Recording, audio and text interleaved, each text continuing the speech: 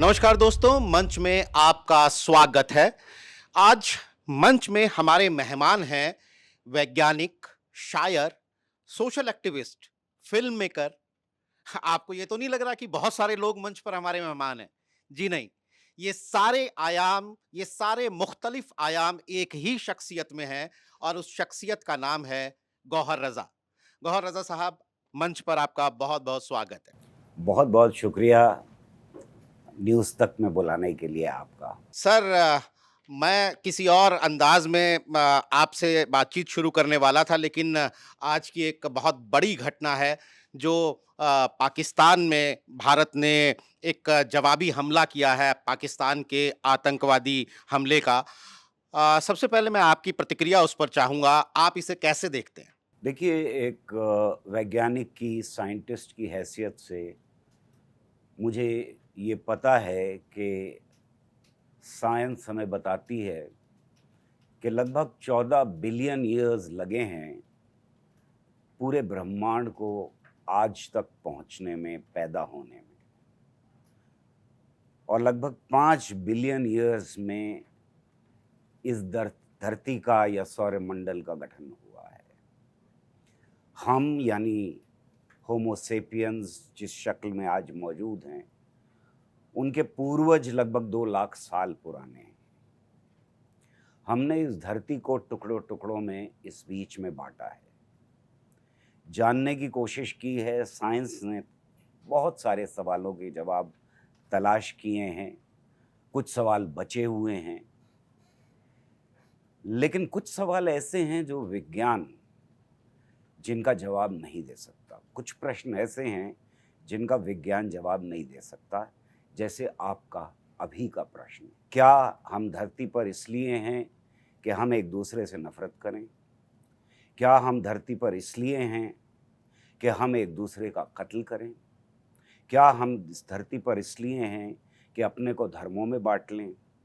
क्या हम धरती पर इसलिए हैं कि जातों में बाँट लें और कुछ जातों से नफरत करने लगें इस हद तक कि उनके हाथ का पानी ना पिएं? ये सारे सवाल कि आप जंग के साथ हैं या अमन के साथ हैं, आप टेररिस्ट के साथ हैं या टेररिस्ट के खिलाफ हैं, आप आतंकवाद से नफरत करते हैं या आतंकवादी बनना चाहते हैं, ये सारे जवाब हमको खुद तलाश करने पड़ेंगे, कभी इंडिविजुअली और कभी सामूहिक तौर पर। मैं हथियारों के खिलाफ हूं, किसी भी तरह के हथियारों के खिलाफ हूं, चाहे वो एक छोटा सा तमंचा हो या फिर आईसीबीएम हो, मिसाइल्स हो, मैं उनके खिलाफ हूं। मैं किसी भी जंग के खिलाफ हूं, मैं किसी भी आतंकवाद के खिलाफ हूं, मैं हिंसा के खिलाफ हूं। हमें इतिहास ये बताता है कि जंग से कोई मसला हल नहीं हो पाया। दूसरी जंग यानी महायुद्ध के बाद का इतिहास हमें ये भी बताता है कि जंग से कोई मुल्क जीत नहीं पाया है। हमें हमेशा टेबल पर बैठ करके ही बात करनी पड़ी है। ये सब समझते हुए, ये सब जानते हुए, आतंकवाद के खिलाफ खड़े होना, मेरा मानना यह है कि हर एक इंसान का जो इस धरती पर जन्मा है, उसकी न सिर्फ ये कि ज़रूरत है, यानी अपनी ज़िंदगी बढ़ाने के लिए, विकास के लिए, मानवता के लिए ज़रूरत है, बल्कि उसका दायित्व भी है, उसकी ये ड्यूटी भी है कि वो आतंकवाद के खिलाफ हो। लेकिन क्या जंगें आतंकवाद का जवाब हो सकती हैं? क्या जंगों से आतंकवाद ख़त्म किया जा सकता है? मेरा जवाब होगा नहीं, नहीं हो सकता। इसलिए जंग उसका जवाब नहीं। बिल्कुल। अ, सर अब मैं थोड़ा-सा आपकी पर्सनल आपकी शख्सियत पर आऊँगा। मैं बड़ा बेचैन महसूस कर रहा था जब मुझे ये बताया गया कि मुझे आपके साथ बातचीत करनी है। मेरी बेचैनी ये थी कि मैं वैज्ञानिक गौहर रज़ा साहब से बात करूँगा, शायर गौहर रज़ा साहब से बात करूँगा, सोशल एक्टिविस्ट गौहर रज़ा साहब से बात करूँगा या फ़िल्म मेकर गौहर रज़ा साहब से बात करूँगा। सर, आप अपने सबसे ज़्यादा करीब इनमें से किस गौहर रज़ा को पाते हैं? देखिए, एक जवाब तो बड़ा आसान सा हो सकता है हुँ, कि जब आप कई चीज़ों में हाथ डालने की कोशिश करें, तो साइंटिस्ट में शायर बन जाइए, और जब शायरों के बीच में हो तो साइंटिस्ट बन जाइए, और जब फ़िल्म मेकर्स के बीच में हो तो शायर या साइंटिस्ट बन जाइए। इससे आपको बहुत फ़ायदे मिलते हैं, यानी टकराव बहुत कम होता है। एक शायर ये समझता है कि साइंटिस्ट हैं, इनसे क्या भिड़ना, और एक साइंटिस्ट ये समझता है कि शायर आदमी हैं, ठीक है, इनको साइंस से क्या बात की जाए इनके बारे में। तो ये तो लाइट बात हो गई। मेरा मानना ये है कि एक आम आदमी, एक आम शहरी किसी भी देश का हो, वो क्रिएटिविटी के साथ पैदा होता है, लेकिन खाली क्रिएटिविटी से काम नहीं चलता। यानी क्रिएटिविटी आपके अंदर अगर 10% है, तो 90% मेहनत करने की ज़रूरत है, और इस क्रिएटिविटी को आप किसी भी फील्ड में इस्तेमाल कर सकते हैं। मुझे साइंस हमेशा उतनी ही खूबसूरत लगी जितना लिटरेचर लगा, जितनी शायरी लगी। मुझे फ़िल्म बनाना उतना ही मज़ेदार लगा जितना रिसर्च करना लगा। तो इसका जवाब बहुत मुश्किल है कि किस किस गौहर रज़ा के मैं करीब हूँ। जब मैं साइंटिस्ट होता हूँ, तो फिर डूब करके मुझे वो सारा डेटा देखना पड़ता है जो कल रात तक कर रहा था मैं। और जब मैं शायर होता हूँ और मुझे साहिर लुधियानवी की ये नज़्म याद आती है कि टैंक आगे बढ़ें कि पीछे हटें, कोक धरती की बांझ होती है, फ़तेह का जश्न हो के हार का सोग, ज़िंदगी मैयतों पे रोती है, इसलिए ऐ शरीफ इंसानों, जंग टलती रहे तो बेहतर है। तो मुझे वही आध्यात्मिक, अगर इसको कहना चाहूँ, एक्सपीरियंस होता है जो E = mc² को समझने में होता है। बिल्कुल, आपने अपने पहले जवाब में एक आंकड़ा इस्तेमाल किया कि 14 अरब साल पहले ये ब्रह्मांड जो है, वो बना था। जो धरती है वो 4.5 अरब साल पुरानी है और विज्ञान और धर्म की जब हम बात करते हैं तो वो शायद महज़ 10,000 साल, कुछ हज़ार साल पुराने हैं। और ये मेरे हाथ में एक किताब है दोस्तों, मिथकों से विज्ञान तक। ये गौहर रज़ा साहब की किताब है, बेस्ट सेलर, जो पिछले कई महीनों से हमारे बीच में है और चर्चा का विषय है। सर, पहला सवाल मेरा ये है कि मिथक और विज्ञान एक दूसरे के विरोधाभासी शब्द हैं। अपने टाइटल में इन दोनों शब्दों को लेकर ये किताब कैसे चल रही? इस सवाल के जवाब में थोड़ा-सा विस्तार से बात करनी पड़ेगी। जब मैं बड़ा हो रहा था, तो मुझे ये बहुत जल्दी ये एहसास होने लगा कि मेरे चारों तरफ बहुत सारे मिथ्स फैले हुए हैं। अलीगढ़ मुस्लिम यूनिवर्सिटी का माहौल था, ज़्यादातर ये मिथक जो थे, वो इस्लामिक मिथक थे, जिनसे पहली बार मेरा इंट्रोडक्शन हुआ, और उसके साथ-साथ एक दूसरी तरफ साइंस मौजूद थी। तो बहुत सारे सवाल जो किसी भी बच्चे के दिमाग में धीरे-धीरे बड़े होते हुए आते हैं, वो मेरे दिमाग में भी आने शुरू हुए। पर वो उन्होंने मुझे कुछ कभी छोड़ा नहीं उन सवालों ने।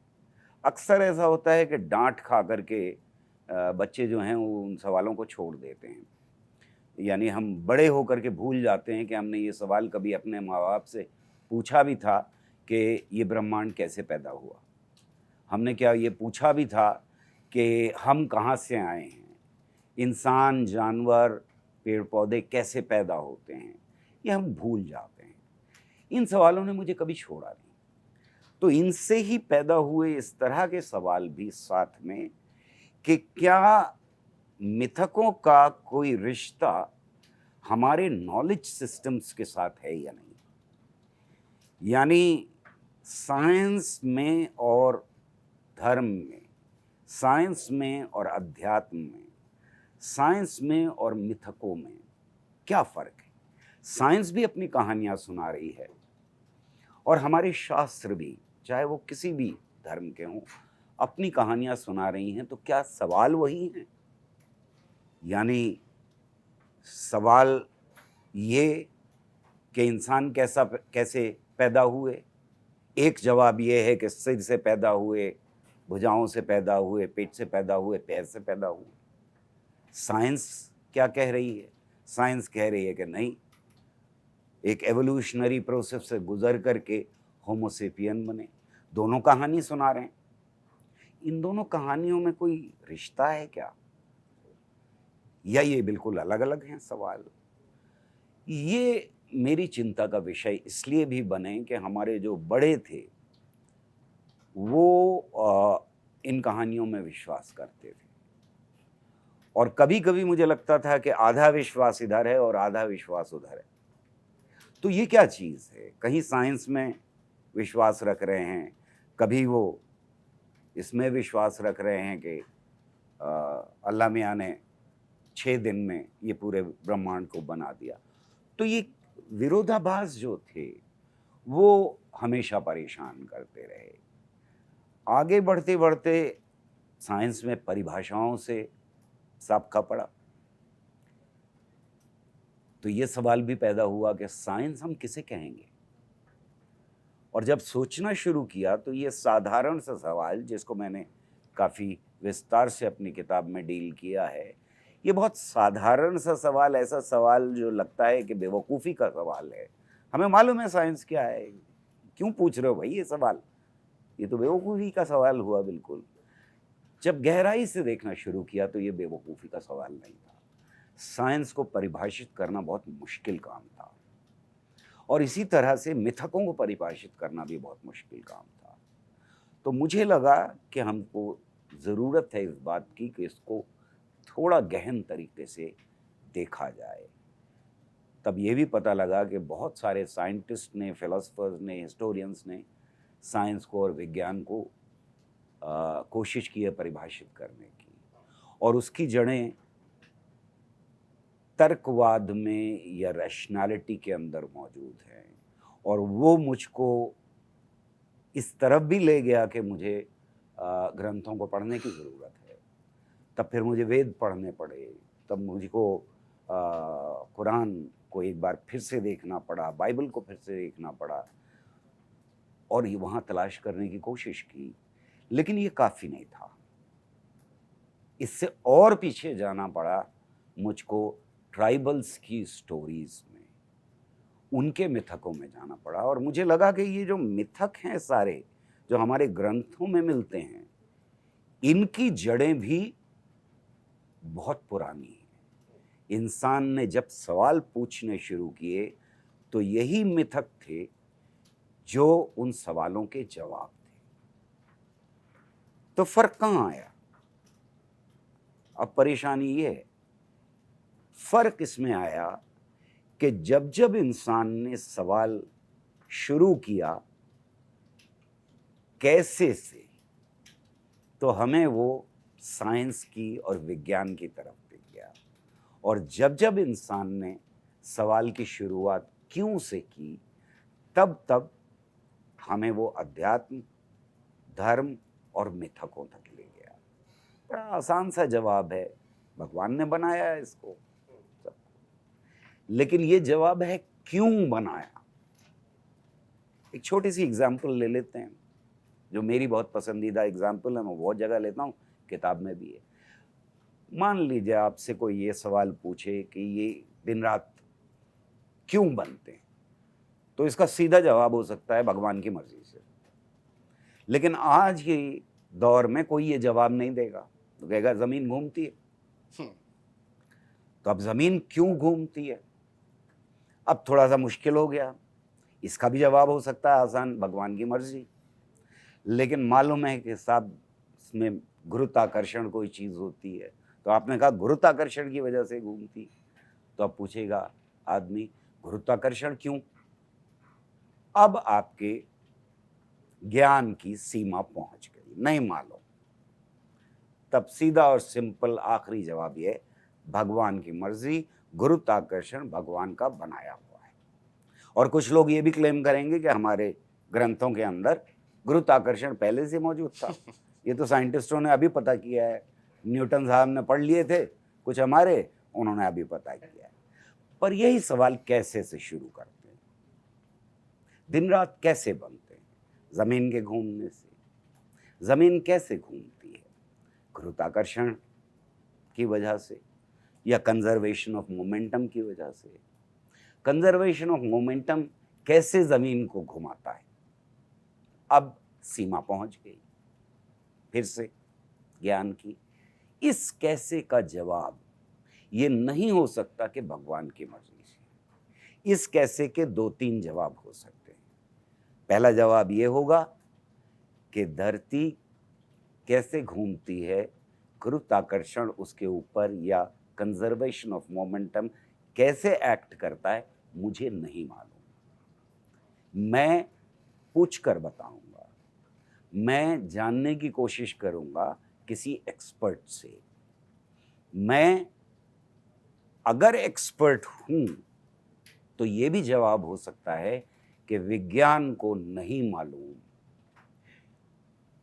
इसके ऊपर शोध चल रहा है, रिसर्च चल रही है, आगे आने वाली नस्लें शायद इसका जवाब दे पाएं। जो जवाब है इस बात का कि ब्रह्मांड के पैदा होने में 10 raised to the power minus 43 seconds के बीच में क्या हुआ हमें नहीं मालूम, वैज्ञानिकों को नहीं मालूम। शोध चल रहा है, कोशिशें जारी हैं, जिसे गॉड पार्टिकल कहा जाता है, उसकी तलाश जारी है। शायद अगली नस्लें जवाब दे पाएं। जी, आपने अभी ग्रंथों की बात की कि ग्रंथों में तो गुरुत्वाकर्षण लिखा हुआ था, ऐसा बहुत से लोग दावा कर देते हैं।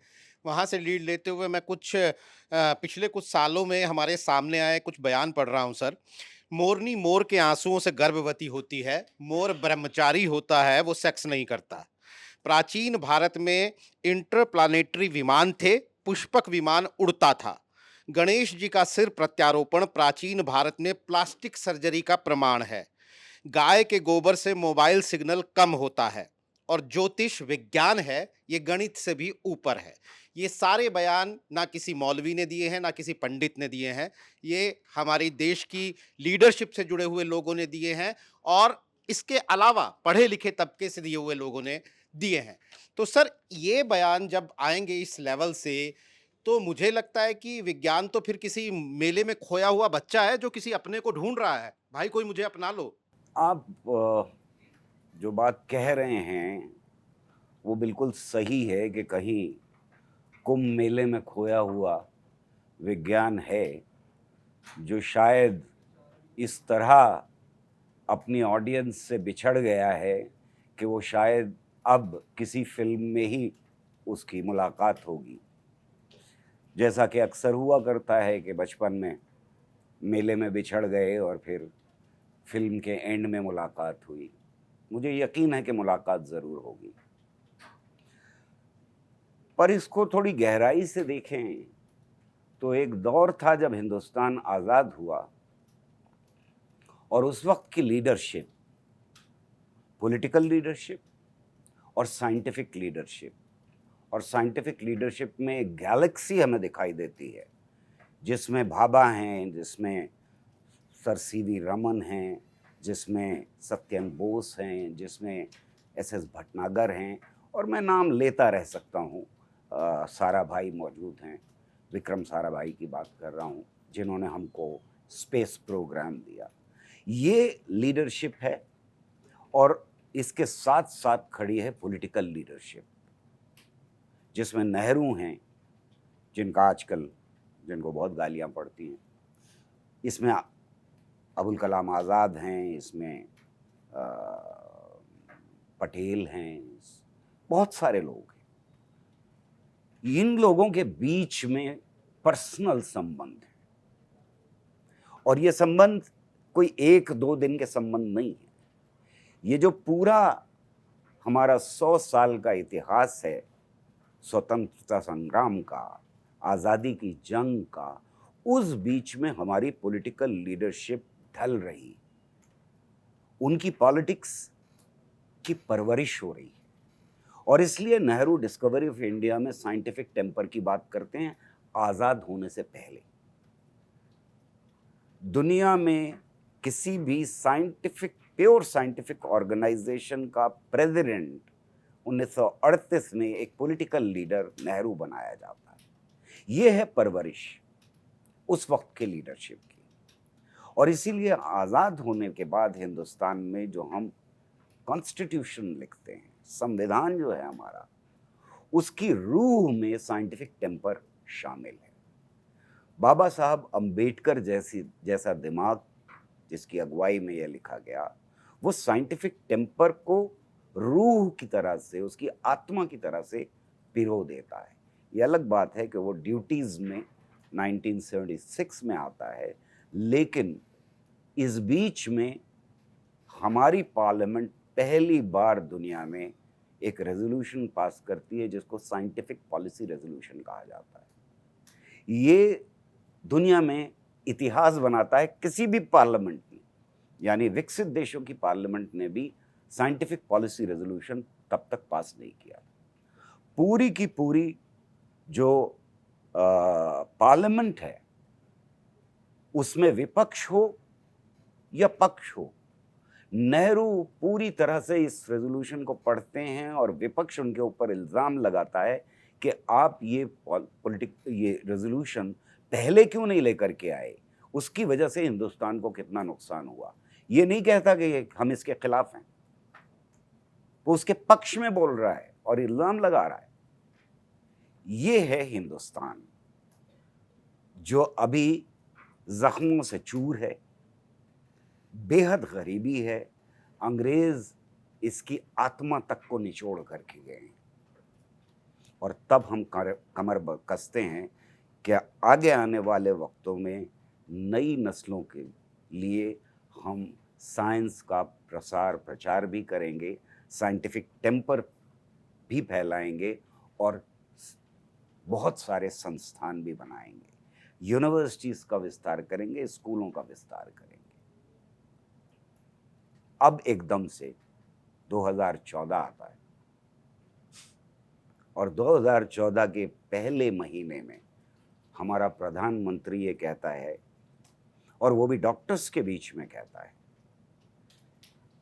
जैसा आपने याद दिलाया कि गणेश जी प्लास्टिक सर्जरी का प्रमाण है। मेरी रूह कांप जाती है। बहुत सारे लोगों के चेहरों के ऊपर बड़ी मुस्कुराहट आ जाती, कितनी बेवकूफ़ी की बात की। लेकिन एज अ साइंटिस्ट मेरी रूह कांप जाती है, और उससे ज़्यादा रूह कांप जाती है तब जब वहाँ बैठी हुई ऑडियंस तालियां बजाती है। एक की भी हिम्मत नहीं है कि वो कहे कि प्रधानमंत्री जी आप बिल्कुल अनसाइंटिफिक बात कर रहे हैं। और फिर ये सिग्नल नीचे तक जाता है। और जो लिस्ट आपने अभी दी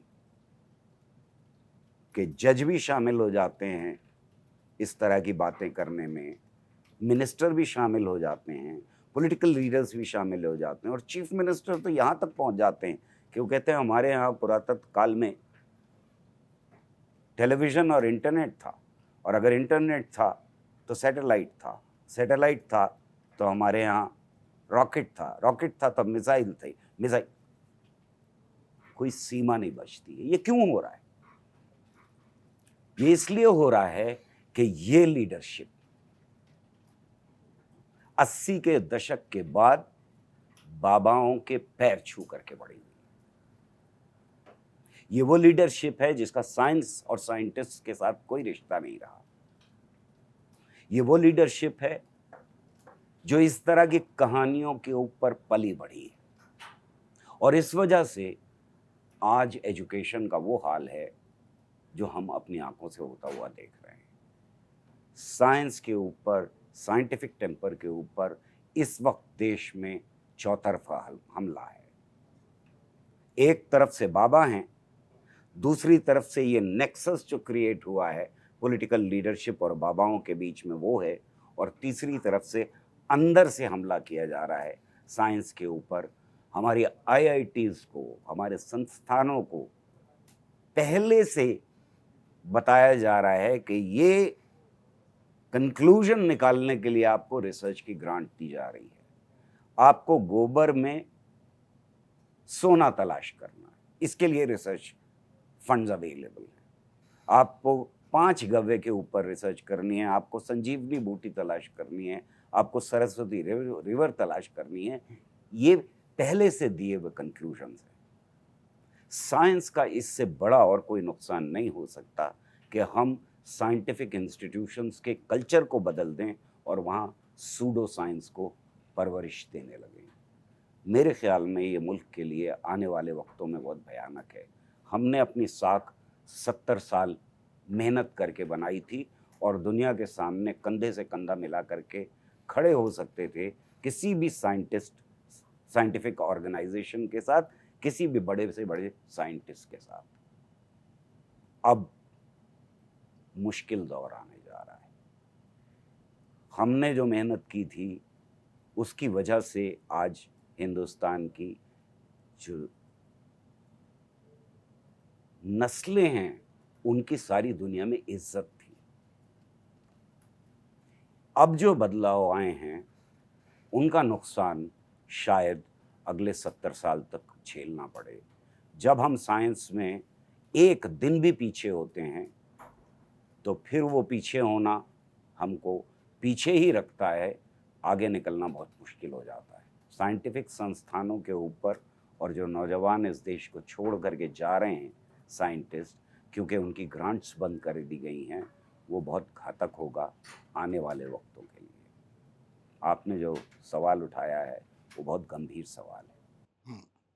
बिल्कुल सर, आपने बाबाओं की बात की, तो अंधविश्वास शब्द जो अपनी बुनावट से या अपनी परिभाषा से ये कहता है कि ये एक विश्वास है, लेकिन अंधा विश्वास है। तो ये बात इतनी ही है या इसके पीछे कोई कारोबार भी है? मेरा सवाल बुनियादी तौर पर ये है कि कोई मुझे कुछ बेच रहा है और मुझे ये लग रहा है कि ये मेरा विश्वास है। वो अंध है या नहीं है, वो एक बहस का विषय है। क्या कोई किसी तरह का कोई कारोबार, कोई रणनीति इसके पीछे है कि हमें अंधविश्वासी बनाए रखना चाहती है जो? मैं कम से कम हिंदुस्तान और पाकिस्तान के बारे में कह सकता हूँ। बांग्लादेश, नेपाल और म्यांमार वगैरह के बारे में मेरी रिसर्च नहीं है। लेकिन हिंदुस्तान और पाकिस्तान के बारे में कह सकता हूँ कि सन 80 के दशक के बाद ये बाबा फिनोमेना बड़े लेवल के ऊपर, ये मॉडर्न बाबा फिनोमेना की बात कर रहा हूँ, बड़े लेवल के ऊपर शुरू होता है। इसका एक मार्केट मौजूद है और जब हमारे जैसे लोग अलग-अलग संस्थान बनाने की कोशिश कर रहे थे, साइंटिफिक और एरियाज़ में संस्थानों को जन्म दे रहे थे और उनको बेहतर से बेहतर बनाने की कोशिश कर रहे थे, तब इन बाबाओं ने ये मार्केट को जाँचा, आँका और 80 के दशक में इन बाबाओं की शुरुआत होती है। और ये याद रखना चाहिए कि ये टेलीविज़न के साथ ही है ऑलमोस्ट। जैसे ही हिंदुस्तान में टेलीविज़न आता है, वैसे ही धीरेन्द्र ब्रह्मचारी जैसे लोग जन्म लेते हैं हमारे देश के अंदर। और धीरे-धीरे ये बाबा पाकिस्तान में तो यहाँ तक पहुँचता है कि एक बाबा अपने को कोको कोला बाबा कहते हैं और उन्होंने ये भी धमकी दी थी कि अब हम सरकार चलाएंगे और पॉलिटिकल लीडरशिप को हट जाना चाहिए। और वो ख़तरा रियल ख़तरा था, क्योंकि वो कह रहे थे कि हमको सब कुछ आता है, हम किसी से डरते नहीं हैं और हम मरने से भी नहीं डरते। उन्होंने सरकार को वहाँ की धमकी दी थी। हमारे देश के अंदर बाबाओं का विस्तार हमें दिखाई देता है कि 80 के दशक में ये लैंड ग्रैबर्स से शुरू होता है। ये बड़ी-बड़ी प्रॉपर्टीज़ इकट्ठा करते हैं, आश्रम बनाते हैं जगह-जगह, फॉलोइंग इनकी बढ़ती चली जाती है, पैसा इकट्ठा होता है और यहाँ तक कि ये बाबा जो हैं, ये असलहा यानी आर्म्स भी अपने-अपने आश्रमों में इकट्ठा कर लेते हैं।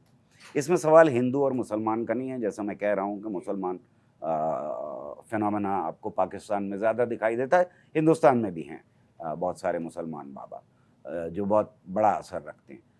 ये जो बाबा फिनोमेना है, ये क्या है? ये हम जब संस्थान बना रहे थे तो ये अंधविश्वास की फैक्ट्री बना रहे थे, और ये फैक्ट्रीज जो हैं ये बिल्कुल मॉडर्न मैनेजमेंट बेस्ड फैक्ट्रीज हैं। इनका प्रोडक्ट क्या था? इनका प्रोडक्ट था पुराने अंधविश्वासों में बदलाव करके, यानी आप रैपर्स उनके चेंज कर दें और उनको आप जनता में बेचें। तो ये फैक्ट्री की तरह से ऑर्गेनाइज थे, और एक बाबा ने तो अब दवाएं बनानी शुरू कर दी हैं और वो खुलेआम बेच रहे हैं, अनटेस्टेड दवाएं बेच रहे हैं इस नाम के ऊपर के वो भारतीय संस्कृति से कहीं रिलेशनशिप जोड़ते हैं। वो अपने को खुद कभी ठीक नहीं कर पाए, ये अलग बात है, थोड़े से टेढ़े मेढ़े हैं उन दवाओं से, लेकिन ये कि जब उन्हें ज़रूरत पड़ती है तो वो ऑल इंडिया इंस्टीट्यूट ही जाते हैं। बहरहाल ये सारे बाबा जो क्लेम करते हैं कि इनके पास सुपर नेचुरल पावर्स हैं, जिनमें से एक का बयान अभी आया था कि वो बता सकते हैं कि कब हमला करना चाहिए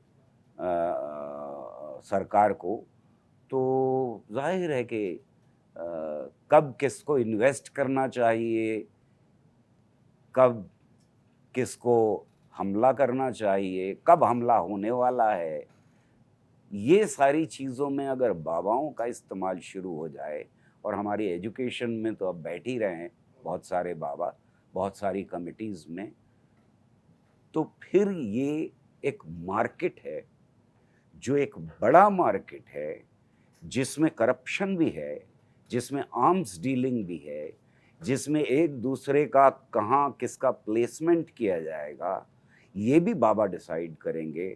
तो जज भी इनके पैर छुएंगे, आईएएस ऑफिसर्स भी इनके पैर छूते हुए हमें दिखाई देते हैं, और क्रोनी कैपिटल भी इनके पैर छूता हुआ दिखाई देता है। जाहिर है कि मैं पहले ही कह चुका हूँ कि हमारी पॉलिटिकल लीडरशिप तो इनके पैर छूकर बड़ी हुई है। नहीं सर, अगर हमला करने की बात कोई बाबा कर रहा है तो ये इतनी अजीब शायद इसलिए नहीं लगती है कि शादी-ब्याह कब करना चाहिए, ये तो बाबा ही बताते हैं, पंडित ही बताते हैं। नौकरी कब जॉइन करनी चाहिए, ये तो पंडित ही बताते हैं। मैं अपने साथ के लोगों को जानता हूँ, जिन्हें अपॉइंटमेंट लेटर ऑफर लेटर मिल जाता है फलानी डेट का, लेकिन वो कहते हैं कि पंडित जी ने कहा है इसलिए हम 10 दिन के बाद जॉइन करेंगे। तो ये उसी का अगला कदम है, वो हमला भी बता दे रहा है। तो प्रोडक्ट वही है, हुँ, प्रोडक्ट वही है, अब मार्केट बड़ा हो गया। यानी पहले ये था कि घर में आपकी दादी नानी या माँ या कोई बड़ा आपको ये बताता था कि भाई जा रहे हो तुम इम्तिहान देने के लिए तो गाय को घास खिलाते हुए जाना, या ये पानी पी लो, मैंने दुआ फूकी है इसके ऊपर, या चेहरे के ऊपर दुआ फूकी है, या तावीज़ ले लो। ये एक मार्केट था जो छोटा मार्केट था। इसीलिए मैं कह रहा हूँ कि 80 के दशक के बाद एक बड़ा बदलाव आया है, इस मार्केट का फैलाव हुआ है, इस मार्केट की पहुंच टेलीविज़न तक हुई है, और ख़ास तौर से प्राइवेट टेलीविज़न तो जाहिर है कि सारे ही भरे पड़े इन बाबाओं के प्रोडक्ट से, और ये एडवर्टाइज़ कर रहे हैं, पर इनकी अपनी चैनल भी चल रही हैं। इस देश के अंदर एक भी साइंस की चैनल नहीं, डेडिकेटेड एक भी साइंस की चैनल नहीं, लेकिन 85 चैनल्स हैं जो इन बाबाओं की चैनल्स हैं। तो ये एक मार्केट है जिसका विस्तार हुआ है इस बीच में, और अब ये यहाँ तक पहुँच गए हैं कि वो पॉलिटिकल लीडरशिप से ये कह रहे हैं कि हम बताएंगे कि कब जंग करनी है। मुझे याद आता है कि नेहरू को जयपुर जाना था हुँ, और जेट से जाना था, और उस ज़माने में किसी ज्योतिषी ने ये कहा कि ये दिन बुरा है, नेहरू को नहीं जाना चाहिए, बहुत ख़तरा है, क्योंकि उनका नाम जे से शुरू होता है, जवाहरलाल नेहरू। तो जे वालों के ऊपर, ज से जिनका नाम शुरू होता है, उनके ऊपर प्रकोप है। नेहरू गए, जयपुर पहुँचे, वहाँ मीडिया मौजूद था। नेहरू से पूछा कि आपको डर नहीं लगा? प्रकोप था आपके नाम के ऊपर, आप जेट से आए, जे से शुरू होता है, जयपुर आए, और आप जवाहरलाल नेहरू नाम है। तो नेहरू ने जवाब दिया था कि हाँ, ज से शुरू होने वाले शब्दों के ऊपर बड़ा प्रकोप था, इसलिए जोशी जी की बात गड़बड़ साबित हुई। तो एक वो वक्त था लीडरशिप का, और एक ये वक्त है जब लीडरशिप 3-3 मिनिस्टर कॉर्नल बेचने के लिए एक बाबा के साथ जब वो रिलीज़ की जाती है तो वहाँ मौजूद होते हैं, और हमें आज मालूम है कि वो दवा बिल्कुल बकवास दवा थी। गौर सर, हम लोग आपको लंबे अरसे से देख रहे हैं। अभी इसी इसी मंच पर आपने कहा कि साइंस भले मेले में बिछड़ा हुआ है, लेकिन आपको उम्मीद है कि वो मिल जाएगा सिनेमा की ही तरह एक दिन। उससे मुलाकात हमारे इस पीढ़ी की हो या अगली पीढ़ी को, लेकिन होनी तय है। मैं आपको देखता हूँ तो मुझे वो बुजुर्ग नज़र आ रहा है जो लंबे समय से मिथक और विज्ञान के बीच की लड़ाई को लड़ रहा है, उसको दूर करने की कोशिश कर रहा है। और वो इस निराशा से भी भरा नज़र आ रहा है कि 2014 के बाद स्थितियाँ बड़ी विकट हुई हैं। तो आपको ये उम्मीद, जो जो ज़िंदा है उम्मीद, उसके पीछे की कौन-सी ताकत है? कैसे ये उम्मीद ज़िंदा है? जबकि अभी आधे घंटे से हम लोग जो बात कर रहे हैं, तो जो कि हमें और निराशा की तरफ लेकर जा रही है। मुझे ये उम्मीद इसलिए हमेशा से रही और आगे ज़िंदा रहेगी, क्योंकि मैं 30 साल तक लगातार कुंभ मेले में गया। बदकिस्मती से इस बार नहीं जा पाया, पर उस बहस में मैं नहीं जा रहा कि क्यों नहीं जा पाया। वहाँ सर्वे किया है और मुझे ये मालूम है कि इस बिछड़े हुए बच्चे को सिर्फ ये बच्चा नहीं तलाश कर रहा है, बल्कि हिंदुस्तान की जनता भी इस बच्चे को लगातार तलाश कर रही है। साइंस की, विज्ञान की और उसके तथ्यों की जिज्ञासा लोगों के अंदर इतनी मजबूत है कि उसको कोई तोड़ नहीं सकता। इस पूरे बीच में जब हमें ऐसा देश के अंदर माहौल लगता है कि बाबाओं ने कब्जा कर लिया है, मीडिया अंधविश्वास बेच रहा है, हमारे पॉलिटिकल लीडर्स अंधविश्वास बेच रहे हैं, नफरत बेच रहे हैं, और नफरत का आधार भी वो अंधविश्वास हैं जिनको बेचा जा रहा है, ऐसे पूरे माहौल में कम से कम मेरा डेटा, मेरी एनालिसिस, मेरी रिसर्च ये बताती है कि आम जनता के बीच में वैज्ञानिक जानकारी बढ़ी है, अंधविश्वास कम हुए हैं। और ये मुझे ताकत देता है, ये मुझे उम्मीद दिलाता है कि हिंदुस्तान के अवाम के दिल में ज्ञान के लिए जो पिछले 5000 साल की सभ्यता हमें बताती है, इज्जत हमेशा से थी, हमेशा है और हमेशा रहेगी।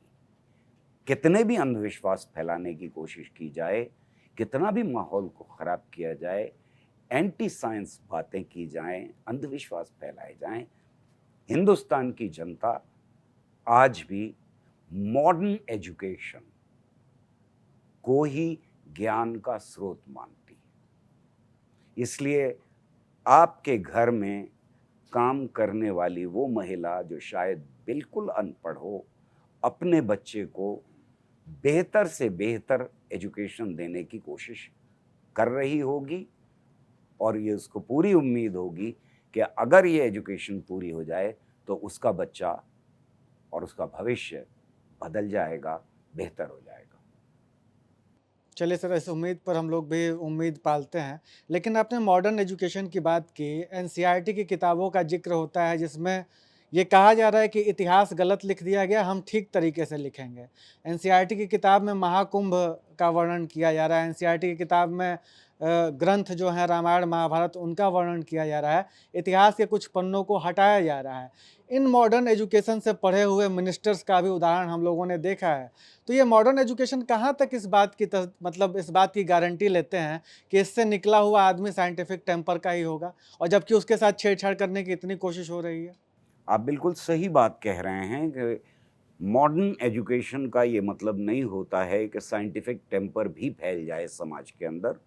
उसके लिए साइंटिस्ट्स को और लीडर्स को और पढ़े लिखे लोगों को अलग से मेहनत करने की ज़रूरत पड़ती है। मॉडर्न टेक्नोलॉजी पहुंचने का भी ये मतलब नहीं होता है कि हमारी विचारधारा बदल जाए और हम साइंटिफिकली टेम्पर हो जाएं, यानी हमारा दृष्टिकोण बदल जाए, उसके लिए अलग से मेहनत की ज़रूरत पड़ती है। पर मेरा मानना ये है कि हम पाकिस्तान के हालात देख चुके हैं।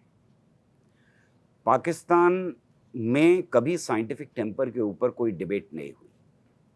जैसे मैंने जिक्र किया कि हमारे यहाँ साइंटिफिक पॉलिसी रेजोल्यूशन पास किया गया, पाकिस्तान में नहीं हुआ। पाकिस्तान में आधार ही धर्म था, पाकिस्तान बनने का भी और पाकिस्तान के कॉन्स्टिट्यूशन का भी। वो डिबेट ना होने की वजह से जो ब्लूप्रिंट हमें दिखाई दे रहा है पिछले 70 साल का, वहाँ पाकिस्तान पहुँच गया। तो ये ख़तरा ज़रूर बहुत बड़ा है कि अगर हमने वही रास्ता अपनाया तो फिर मंजिल भी वही होगी। लेकिन पाकिस्तान हमारे एक स्टेट के बराबर है, वहाँ वो कंट्रोल पॉसिबल था। वहाँ ये भ्रम फैलाना कि धर्म के आधार के ऊपर आप सारे देश को इकट्ठा करके बेवकूफ़ बना सकते हैं, ये पॉसिबल था। हमारे देश में जितनी विविधता है उसमें ये पॉसिबल नहीं, और इसलिए मुझे उम्मीद है कि अगर एक हिस्सा हाथ से निकलता हुआ दिखाई दे देश का, तो दूसरा हिस्सा ज़रूर साइंटिफिक टेम्पर के लिए खड़ा होगा, ज़रूर साइंटिफिक दृष्टिकोण के लिए, वैज्ञानिक दृष्टिकोण के लिए खड़ा होता हुआ नजर आएगा। सबको इस विविधता में कंट्रोल करना पॉसिबल नहीं। तो इसका मतलब ये है कि देश की विविधता ही हमें बचाएगी। चलिए, इस उम्मीद पर भी हम आगे बढ़ते हैं। एक मेरा पर्सनल विविधता ने हमें हिस्ट्री में हमेशा बचाया है जी 1857 में बचाया। इस विविधता ने, बहुत सारे लोग अंग्रेज़ों के साथ थे लेकिन एक बड़ा तबका खिलाफ था। विविधता ने हमको अंग्रेज़ों के खिलाफ एकजुट भी किया और हमने सेलिब्रेट भी किया, तब ये देश बना, वरना इस देश के कितने टुकड़े हो जाते। सही बात। अगर सिर्फ विविधता को हम सेलिब्रेट कर रहे होते तो फिर हमारे टुकड़े ही टुकड़े होने चाहिए थे, लेकिन इसी विविधता ने एकजुट होकर के अंग्रेज़ों की टक्कर ली। तो विविधता ने हमारे साथ हमेशा इंसाफ किया है और मुझे इस विविधता में और नई नस्लों में बहुत यकीन है। सर, एक सवाल है जो मेरा निजी सवाल भी है, जिसको लेके लंबे समय से मैं जूझा हूं, और मुझे लगता है कि पढ़ने लिखने वाले समाज का आने वाला युवा या कोई भी शख्स इससे जूझता होगा कि क्या जो व्यक्ति वैज्ञानिकता में भरोसा रखता है उसको नास्तिक ही होना चाहिए, या वो आस्तिक होते हुए भी, धर्म को मानते हुए भी वैज्ञानिकता को क्लेम कर सकता है? क्योंकि ये दोनों रास्ते तो बिल्कुल अलग जाते हैं। इस पर उदाहरण दे दिए गए कि भाई फाइटर जेट पर नींबू मिर्ची क्यों आप लगा रहे हैं, जो उसको तो साइंस ने बनाया है, नींबू मिर्ची का क्या कॉन्सेप्ट वहाँ। नहीं, और आपने बनाया भी नहीं है, वो जी किसी और मुल्क ने बनाया है। जी, तो मेरा कहना है कि क्या वैज्ञानिकता में भरोसा करने वाले व्यक्ति को नास्तिक ही होना चाहिए? ज़रूरी बिल्कुल नहीं है। हमें इतिहास ये बताता है कि जिन्होंने बहुत बड़े बड़े काम, साइंस को बहुत बड़े बड़े मोड़ दिए हैं और बड़े काम किए हैं, उनमें से ज़्यादातर आस्तिक थे।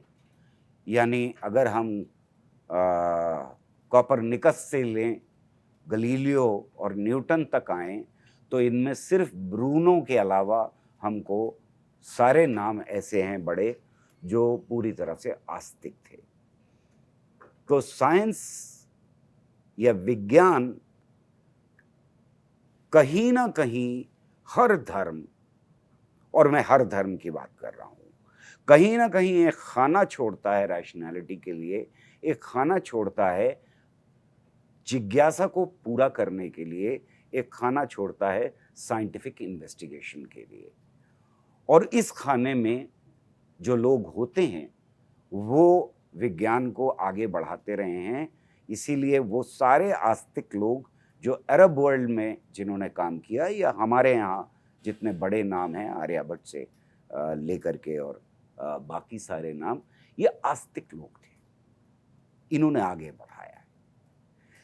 लेकिन ये कि ये लोग अपनी जिंदगी आज की डेट में आस्तिकता पे गुजार सकते हैं और अपनी लैब के अंदर पूरी तरह से नास्तिक हो सकते हैं। और ये ट्रांजिशन, यानी गेट से बाहर निकल के आप आस्तिक हैं और गेट के अंदर संस्थान के आप नास्तिक हैं, ये हो सकता है। और मेरे ख्याल में इसमें कोई कॉन्ट्रडिक्शन आम आदमी को दिखाई नहीं देगा। बिल्कुल उसी तरह से जैसे आप पूरी तरह से रैशनल डिसीजन लेते हैं जब आप मस्जिद या मंदिर की तरफ जाते हैं कि आप साइकिल से जाएंगे, पैदल जाएंगे या कार में जाएंगे, लेकिन जैसे ही उस कार से बाहर निकल के आते हैं तो आप चिलचिलाती धूप में भी अपनी जूती या जूता उतार देते हैं और अंदर जाने के लिए आप नंगे पैर हो जाते हैं। ये कॉन्ट्रडिक्शन कि बिल्कुल एक रैशनल डिसीजन लिया था अभी तक, तार्किक था, साइंटिफिकली बेस्ड था, अब शुरू हो गया कुछ और जो रैशनैलिटी नहीं बताती आपको। आपको जलती हुई ज़मीन के ऊपर अगर जूते पहने हैं तो पहने रहने चाहिए, पर नहीं, हम नहीं पहनते। ये ट्रांजिशन जो है ये साइंटिस्ट के अंदर भी होता है और ये ट्रांजिशन आम आदमी के अंदर भी होता है। सर, एक व्हाट्सएप यूनिवर्सिटी पर बड़ा पॉपुलर चलता है मैसेज, लंबे समय से चला आ रहा है, अब तो कहेंगे कि 1 दशक से अधिक हो गया उसको चलते हुए, कि भारत प्राचीन ज़माने में बहुत ही अद्भुत जगह हुआ करता था, साइंटिफिक टेम्परामेंट वाला जगह हुआ करता था, यहाँ बहुत सारे खोज हुए थे। उसका उदाहरण दिया जाता है मंदिरों से, जो नक्काशी की गई, जो पहाड़ काट-काट के बना दिए गए। कहा जाता है कि ये सब टेक्नोलॉजी हमारे पास थी जो बाद के ज़माने में मुग़ल आक्रांताओं ने ख़त्म की, फिर ब्रिटिशों ने ख़त्म की, हमें डार्क एज में रखा गया।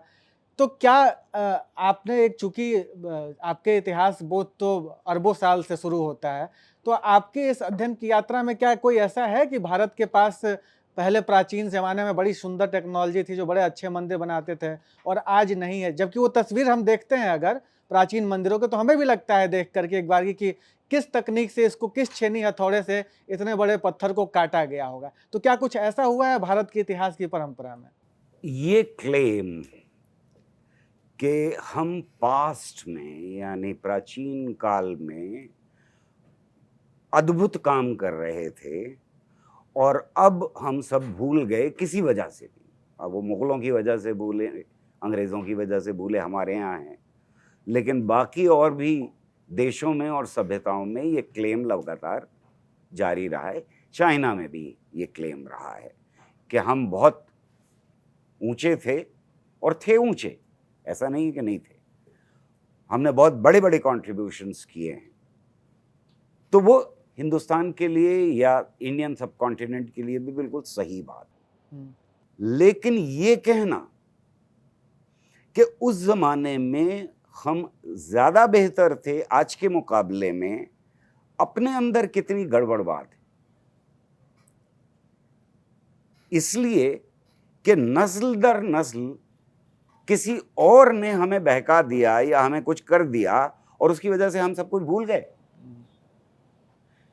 अगर कोई ये क्लेम करता है, जो क्लेम किया जाता है कि वेदों में सब कुछ है, एग्जैक्टली यही क्लेम किया जाता है कुरान शरीफ में कि उसमें सब कुछ है।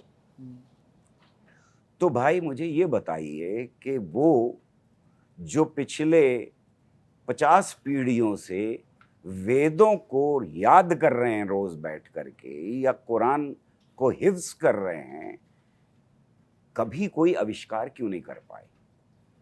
उससे तो नहीं रोका ना किसी ने। आपको याद है, किसी और को जो याद भी नहीं है, तो उससे रोक दिया था क्या मुगलों ने आकर के? या हिंदुओं ने मुसलमानों को रोक दिया था?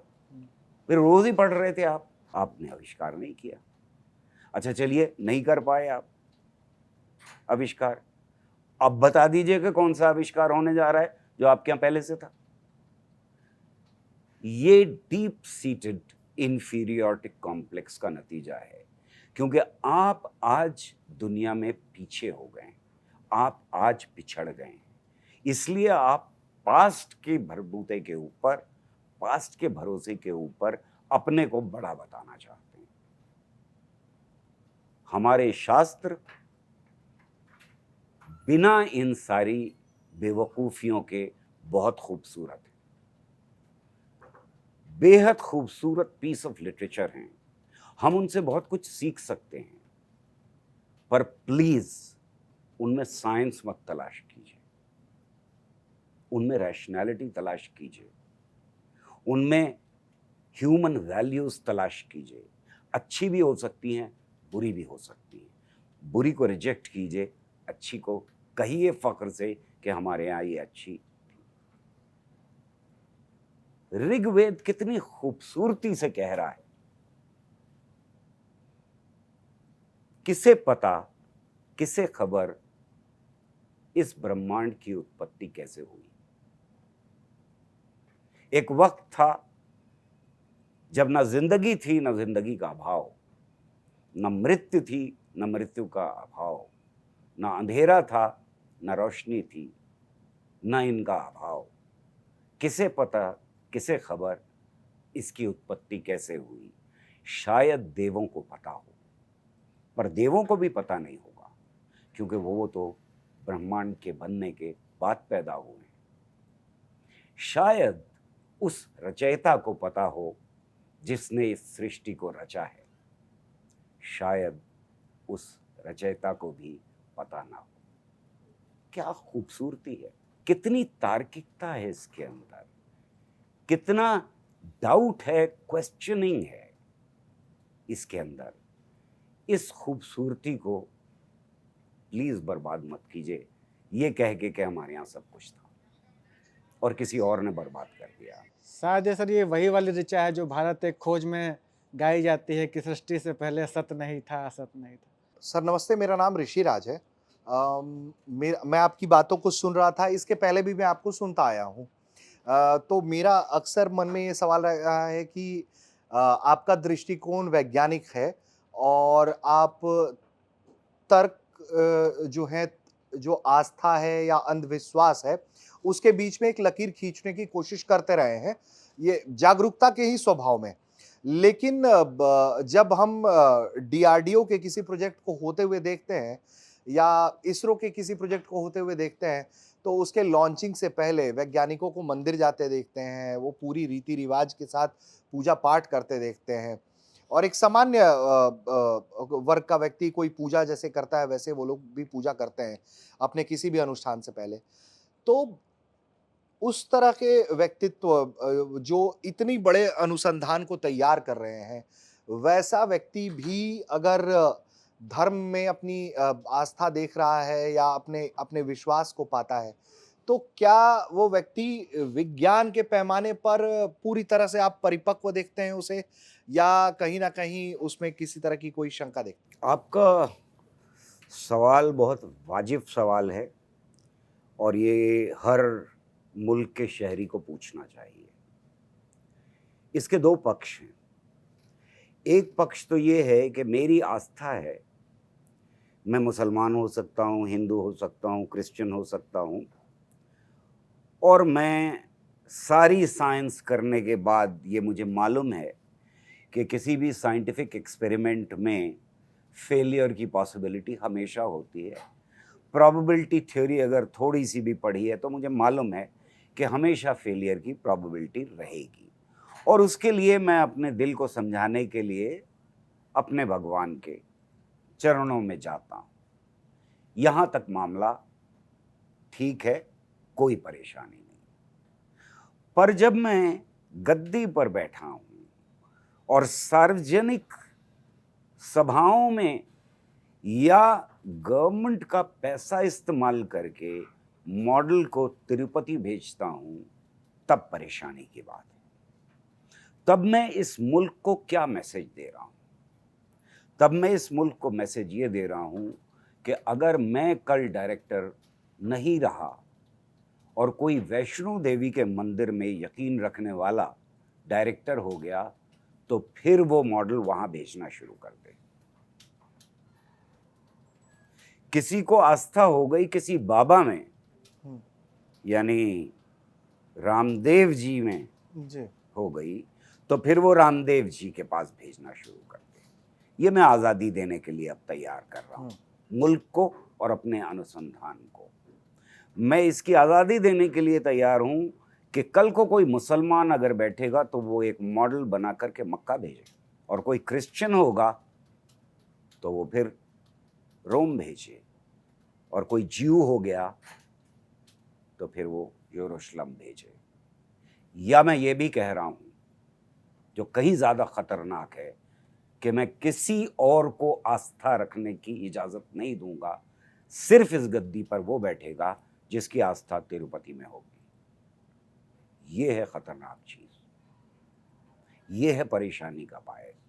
और इसलिए जब हम किसी जिम्मेदार गद्दी पर बैठते हैं तो वो चाहे साइंटिस्ट हों या प्राइम मिनिस्टर हों या प्रेसिडेंट हों या फिर जज हों, हमारी ये जिम्मेदारी हो जाती है कि हम अपने धर्म को अलग करें और अपनी कॉन्स्टिट्यूशनल वैल्यूज़ को अलग रखें। हम इन दोनों को मिक्स नहीं कर सकते। सर, इसी से मेरा जुड़ा हुआ अगला प्रश्न ये है कि तमाम धर्मों की बात होती है, लेकिन कौन सा ऐसा धर्म है जिसमें आप पाते हैं कि वो धर्म अपने आप को एक्सप्लोर करने के लिए राजी नहीं है, बंद एक तरीके से एक दकियानूसी जो सोच है उसी में जीना है, पसंद है उन्हें, और उस धर्म में किस तरह की कमियां देखते हैं आप? धर्म का मतलब ही यही है। और जब मैं धर्म इस्तेमाल कर रहा हूँ तो ये बड़ी बदकिस्मती है कि ये क्लैरिफाई करना पड़ता है कि आप धर्म, मज़हब और रिलीजन, जो एक दूसरे के अलग अलग ज़बानों में ट्रांसलेशन है, जी। बदकिस्मती से ये बात आपको रिपीट करनी पड़ती है, तीनों नाम लेने पड़ते हैं। मैं तीनों की बात कर रहा हूँ। मतलब ही यही है कि वो उसमें बदलाव नहीं आ सकता। मतलब ही यही है धर्म का कि धर्म में बदलाव लाने की कोशिश उसको उसके अंदर क्राइसिस पैदा कर देगी। मैंने अपनी किताब में इस बात को विस्तार से डील किया है कि क्या होगा अगर कोई मेरे जैसा, आपके जैसा आदमी ये सिद्ध कर दे कि रामचंद्र जी अयोध्या में नहीं पैदा हुए थे, जानकी अपने मैके गई थी, जो परंपरा थी, और वो वहां पैदा हुए थे जनकपुर में। क्या होगा उसका? पंडे क्या करेंगे? जात बाहर, क्योंकि ये बदला ही नहीं जा सकता, ये जमा हुआ सच है और हमेशा का सच है। नहीं सर, ये अगर कोई ये कह दे कि मोहम्मद साहब ने चांद के 2 टुकड़े नहीं किए थे तो मुसलमान क्या करेंगे उसके साथ? फतवा आ जाएगा फौरन। और अगर कोई ये कह दे कि क्राइस्ट जो है वो मुर्दों को जिंदा नहीं करते थे, वो तो डॉक्टर थे, क्रिश्चियंस क्या करेंगे उसके साथ? धर्म का मतलब ही यही है कि उसमें जमा हुआ सच होता है, हमेशा का सच होता है। और साइंस उससे अलग इसीलिए है कि साइंस अपने सच को कभी दावा नहीं करती कि ये हमेशा का सच है। बदलाव आता है और हर बदलाव का जश्न मनाया जाता है। जब भी बदलाव लाने की धर्म में कोशिश की जाती है, और वो किसी भी धर्म में, आजकल इस्लाम के ऊपर बहुत ये लगातार लगाया जा रहा है इल्ज़ाम कि वो बदलने को तैयार नहीं है, ये बेकार की बात है। कोई भी धर्म अपने को बदलने को तैयार नहीं है, कोई भी धर्म ओपन धर्म नहीं है। हम कई धर्मों को मानते हैं कि वो बहुत सहनशील धर्म है, कोई धर्म सहनशील धर्म नहीं है, और कोई धर्म ऐसा नहीं है जो कि सहनशीलता का दर्स यानी की बात ना करता हो। हर धर्म हिंसा की भी बात करता है और सहनशीलता की भी बात करता है, अहिंसा की भी बात करता है, हिंसा की भी बात करता है। ये हर धर्म के अंदर है। तो ये कोई टॉप लेवल अप्रोच ले कि मेरा धर्म तो साहब सबसे बेहतर धर्म है, तो ठीक है, आप मानते रहिए। ठीक है सर, इसी पर इस्लाम सेंट्रिक ही मेरा एक आखिरी सवाल है आपसे। भारत में जातीय संघर्ष रहा है, इसका पुराना इतिहास है, आज भी है, उससे कोई गुरेज नहीं है। लेकिन एक संघर्ष हम इस्लाम के अंदर शिया और सुन्नी की देखते हैं। उनके कुछ अपने बिलीफ कोट अनकोट डिसबिलीफ्स हैं और इस वजह से दोनों एक दूसरे को देखना नापसंद करते हैं। ये जो पूरी बुनियाद है, अब जो आरोप सबसे ज़्यादा इस्लाम पर लगता है कि अवैज्ञानिक प्रकृति के लोग सबसे ज़्यादा उस धर्म से आने वाले लोग हैं। कट्टरता के आरोप जैसा कि आप जानते हैं और हम जैसा कि दुनिया में अभी देख भी रहे हैं कि किस तरीके से एक शिया देश के पीछे तमाम सुन्नी देश या तमाम सुन्नी गठबंधनों का एक गठबंधन जो शिया को देखना नहीं चाहता है, मुल्क की राजनीति में भी या विदेश की राजनीति में भी। उसको लेकर आपकी टीका टिप्पणी क्या है? एक तो बात बड़ी क्लियर हो जाती है आपके इस सवाल से ही कि धर्म जो है वो सीमेंटिंग फैक्टर नहीं है इंसानियत के लिए। धर्म जो है वो एकता पैदा नहीं करता। धर्म के नाम के ऊपर जितना खून बहाया गया है उतना शायद किसी और चीज पर बहाया नहीं गया। तो पहली बात तो यह है कि धर्म एकता पैदा नहीं करता, वरना सारे मुसलमान देश एक होते, हमारे देश के अंदर सारे हिंदू एक जैसे होते, कभी दलितों के ऊपर अत्याचार नहीं हो रहा होता, आपस में एक जात दूसरी जात से नहीं लड़ रही होती, वगैरह वगैरह। और हम जो हैं वो नेपाल के साथ मिले हुए होते। नेपाल के साथ जो झगड़ा अभी शुरू हुआ है 2014 के बाद, वो भी भयानक है। तो धर्म तो सीमेंटिंग फैक्टर नहीं है, वरना पाकिस्तान भी डिवाइड नहीं होता। दूसरी बात जो आप कह रहे हैं कि कट्टरता जहाँ पर है, वो हर एक धर्म के अंदर कट्टर लोग मौजूद हैं। हर एक धर्म को डिफाइन करने की कोशिश जो की जाती है वो कभी कट्टर लोगों के थ्रू की जाती है और कभी सहनशील लोगों के थ्रू की जाती है। ये पॉलिटिकल प्रोजेक्ट होता है कि कट्टर लोगों को ब्लो अप करके, उनकी कहानियां सुना करके उस धर्म को आप, सुन्नी शिया में लड़ाई हो रही है, कादियानियों में जाहिर है कि उनको निकाल ही दिया पाकिस्तानियों ने, ज़्यादातर को छोड़ के जाना पड़ा मुल्क। हमारे यहाँ कश्मीर से पंडितों को निकलना पड़ा, वगैरह वगैरह। ये सब हमारी आंखों के सामने हो रहा है। हाँ। राइट। तो धर्म सीमेंटिक फैक्टर नहीं है। दूसरा पक्ष जो है आपके सवाल का वो भी बहुत इंटरेस्टिंग है कि हमें कब पता लगना शुरू हुआ कि इस्लाम ज्यादा कट्टर है बाकी धर्मों से। जी।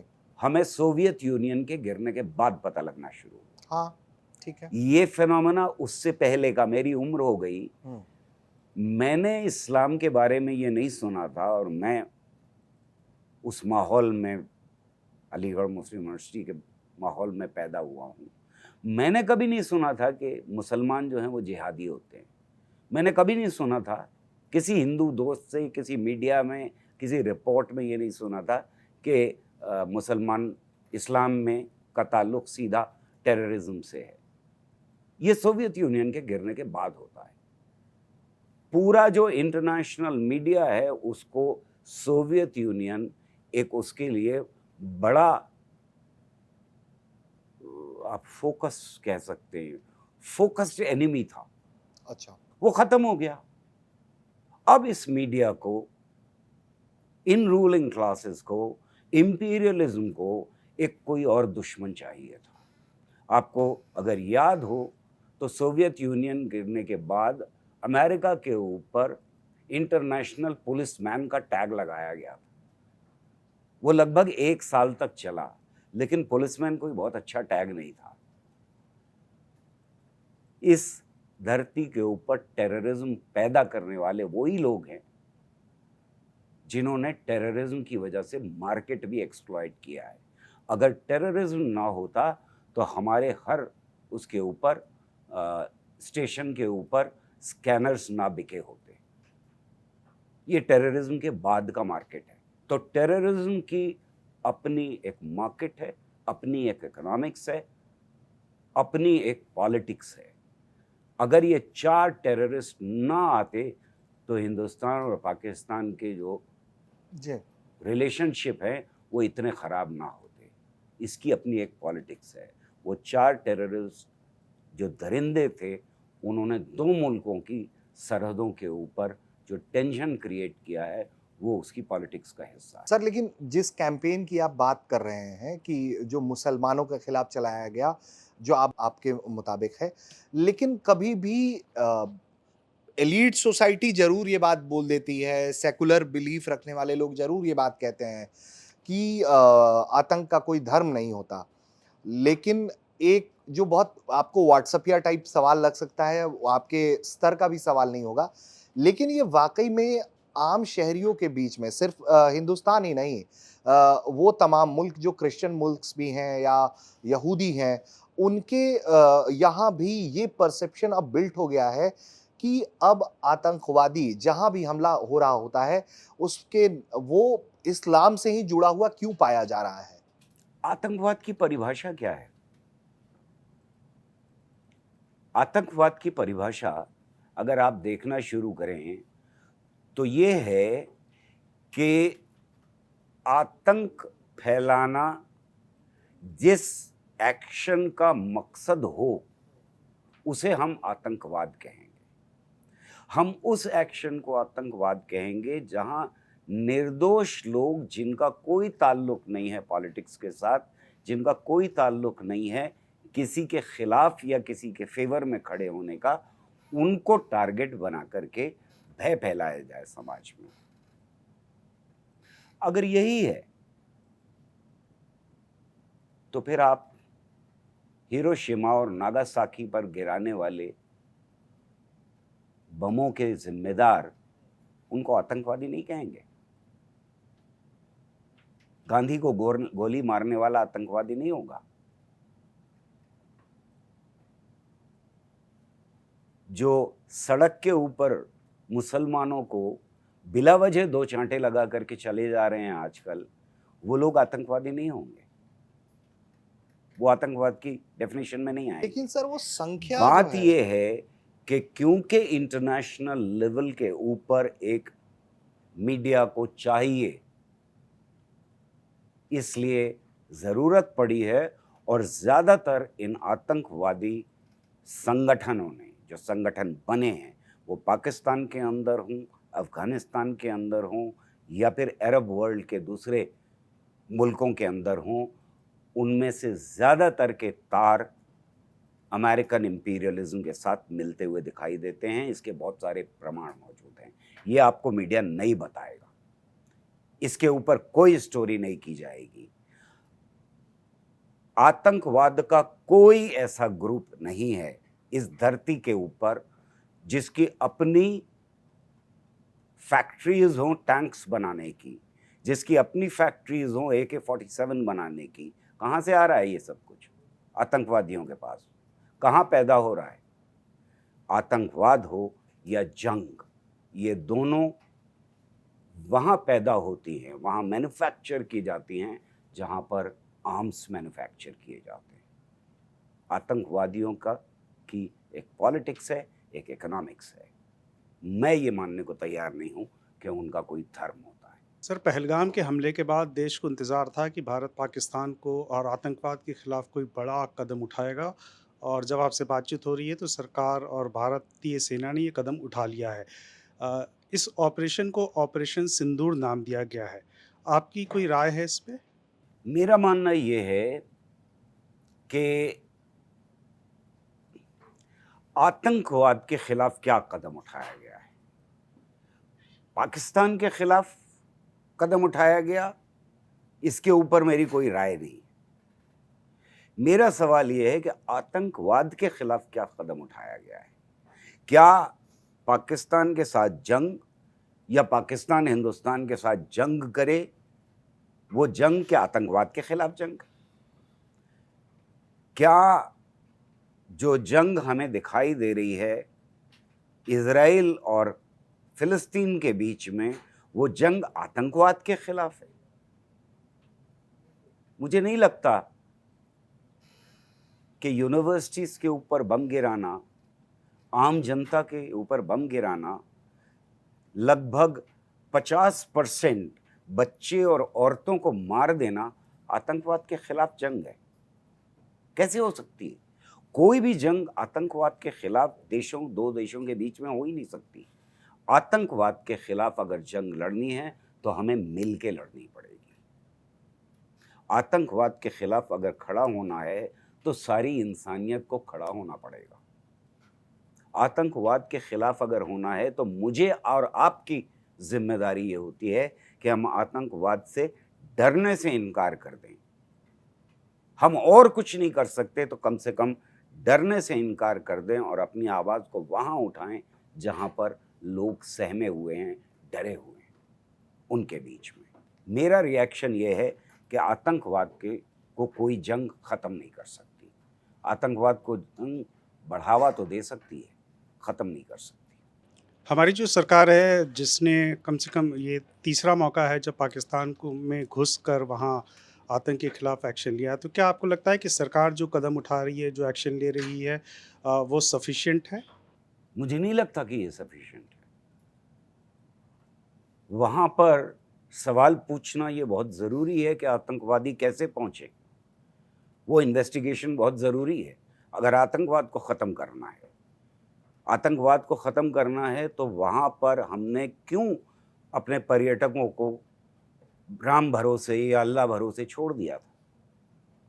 किसने किया था वो? अगर आतंकवाद से लड़ना है तो ये सवाल कहीं ज़्यादा ज़रूरी हैं बनिस्बत इसके कि हम यहाँ से जिंगोइज्म करें कि हम घुस के मारेंगे, ख़त्म कर देंगे। नहीं होगा उससे ख़त्म आतंकवाद। हम किसी को सबक नहीं सिखा रहे। आतंकवादी कॉकरोच की तरह से हैवान होता है, वो किसी भी धर्म का हो। वो एक ऐसा हैवान होता है जो डरपोक होता है। वो धर्म का चोला पहन करके आता है और वो आपको नज़र नहीं आता। आपको सीमा पे खड़े हुए जवान नज़र आते हैं, आप अपना सारा गुस्सा वहाँ निकालना चाहते हैं। उससे आतंकवाद नहीं ख़त्म होगा। आतंकवाद को हमें ख़त्म करना है अगर, तो उसके तरीके बिल्कुल अलग होंगे। अगर हमें अपने नागरिकों को सुरक्षित रखना है, वो चाहे हिंदुस्तान हो या पाकिस्तान हो। पाकिस्तान खुद कितना झेल रहा है, वहाँ मरने वाले कौन हैं? आतंकवादी किसको मार रहे हैं वहाँ पर?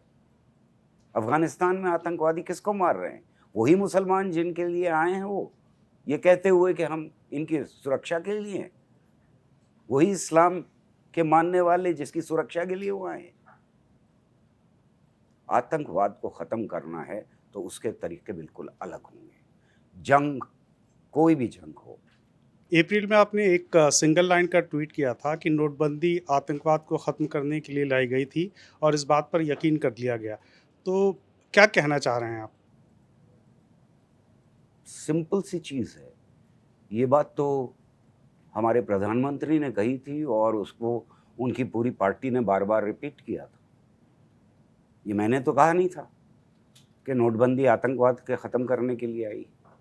मैं यही कह रहा हूँ कि हम अंधेरे में तीर मारना बंद करें और मिलकर आतंकवाद के खिलाफ स्ट्रैटेजीज बनाएं, ऐसी जो इफ़ेक्टिव हों, जिसमें जनता हमारे साथ हो, जिसमें अवाम आतंकवाद से लड़ने के लिए तैयार हों, मानसिक तौर पे, शारीरिक तौर पे और इकोनॉमिकली भी।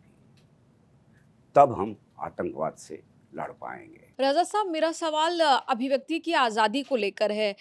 बीते समय में हमने देखा कि कई आर्टिस्ट हो, कलाकार हो, उनकी शिकायत ये रही कि कहीं न कहीं भारत में फ्रीडम ऑफ स्पीच या एक्सप्रेशन को दबाने की कोशिश की जा रही है। आप भी कविताएँ लिखते हैं, नज़्में पढ़ते हैं।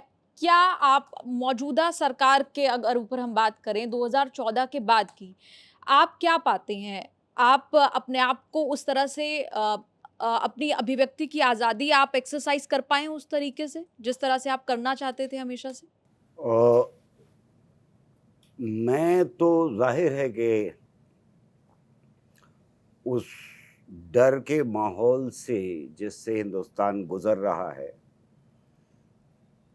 उसमें लड़ने का एक ही तरीका जानता हूँ कि सवाल ज़रूर पूछूं और अपनी आवाज़ को उतना ही ज़्यादा बुलंद कर दूं जितना टेरर फैलाने की कोशिश की जाए, अभिव्यक्ति की आज़ादी को ख़त्म करने की कोशिश की जाए। पर मुझे आसपास के माहौल में ये डर ज़रूर महसूस होता है और बहुत सारे शायर और लेखक ऐसे दिखाई देते हैं जो कि सवाल पूछने से बचने लगे हैं। अभिव्यक्ति की आज़ादी पर हमला या खामोश करने की कोशिश लगभग हर सरकार करती है, दुनिया की हर सरकार करती है, इसलिए कि आर्टिस्ट का, राइटर का, पोएट का, म्यूजिशियन का, पेंटर का 36 का आंकड़ा रहता है हमेशा सत्ता के साथ। तो आर्टिस्ट तो रिबेल होता ही है, बाय नेचर रिबेल होता है, और उनको अलाइन करने की कोशिश सत्ता हमेशा करती है कि भाई आप भटके नहीं, हमारे खिलाफ ज़्यादा आवाज़ ना उठाएं। आज के दौर में ऐसे बहुत सारे लोग दिखाई देते हैं मुझको जो 2014 से पहले बहुत ज़्यादा बोलते थे, उनकी आवाज़ थोड़ी सी मध्यम पड़ गई है। मुशायरों में वो ऐसी नज़में, गज़लें या कवि सम्मेलन में ऐसी गज़लें, नज़में सुनाते हैं जो सत्ता के ख़िलाफ़ ना हो, जो किसी जो न्यूट्रल सी हों, जो इश्क मोहब्बत की बात करें और उसके ऊपर तालियां वालियां बज जाएं, दाद मिल जाए, ये कोशिश होती है ताकि ना ऑर्गेनाइज़र के ऊपर कोई अताब नाजिल हो, परेशानी हो, और अगली बार उन्हें अगले कवि सम्मेलन में बुला लिया जाए। ये माहौल देश के लिए इसलिए ख़तरनाक है कि जो भी सरकार, जो भी सत्ता पक्ष सवाल उठाना बंद करना चाहता है या सवालों के खिलाफ एक मुहिम चलाता है, वो हमें जानवर बनाने की तरफ धकेल रहा है। इसलिए कि इंसान और जानवर में सबसे बड़ा फ़र्क यही है मेरे ख़्याल से कि जानवर सवाल नहीं पूछते, जवाब तलाश नहीं करते।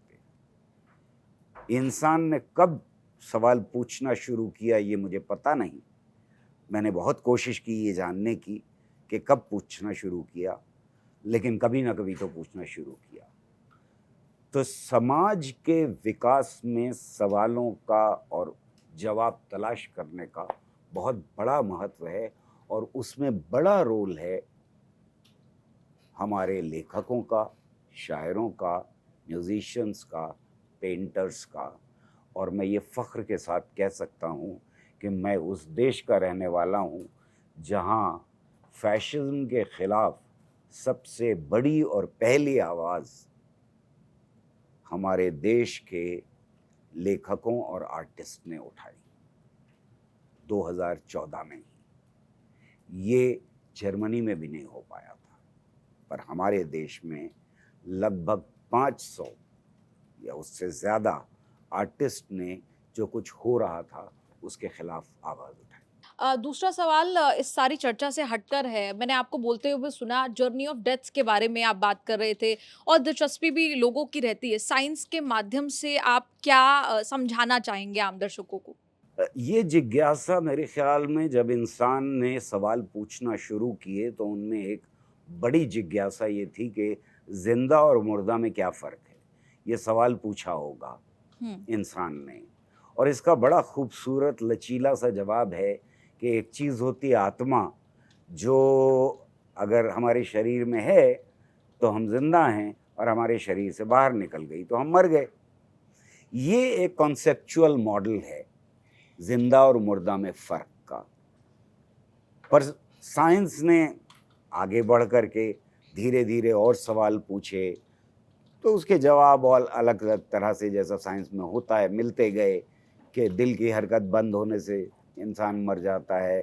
ज़िंदा और मुर्दा में फ़र्क ये है कि दिल धड़क रहा है या नहीं धड़क रहा, दिमाग काम कर रहा है या नहीं काम कर रहा, गुर्दे काम कर रहे हैं या नहीं कर, वगैरह वगैरह। वो जवाब साइंस के जवाब थे। पर ये जो आत्मा वाला जवाब था, ये बड़ा खूबसूरत जवाब था, और ये इतना लचीला और कन्विंस करने वाला और इतना आसान जवाब था कि इसने, मेरा मानना यह है कि भगवान के कॉन्सेप्ट को भी जन्म दिया। बिकॉज अगर आत्मा है तो वो फिर मर नहीं सकती। तो अलग अलग मॉडल्स आए, हमारे यहाँ री इनकारनेशन का मॉडल आया कि आत्मा फिर से जन्म लेती है, किसी शरीर को बदल देती है। जो सेमिटिक रिलीजन्स हैं उनमें ये जवाब आया कि आत्मा जो है वो भटकती रहती है और एक दिन आएगा जब भगवान प्रलय अनाउंस करेगा और उस दिन हिसाब किताब होगा और जन्नत और दोज़ख में चले जाएंगी ये आत्माएं, दोज़ख में जला दिया जाएगा उनको। हमारे शास्त्रों में जो जन्नत और दोज़ख यानी नरक और स्वर्ग का कॉन्सेप्ट है वो कोई एक नरक और एक स्वर्ग नहीं, सैकड़ों और हजारों स्वर्ग और नरक हैं जहां आपने जो कार्य किए हैं अच्छे या बुरे उनके हिसाब से स्लॉट अलॉट कर दिए जाएंगे आपको, वहां पे उस हिसाब से आपको रखा जाएगा। तो ये सारे मॉडल्स थे जो बनने शुरू हुए।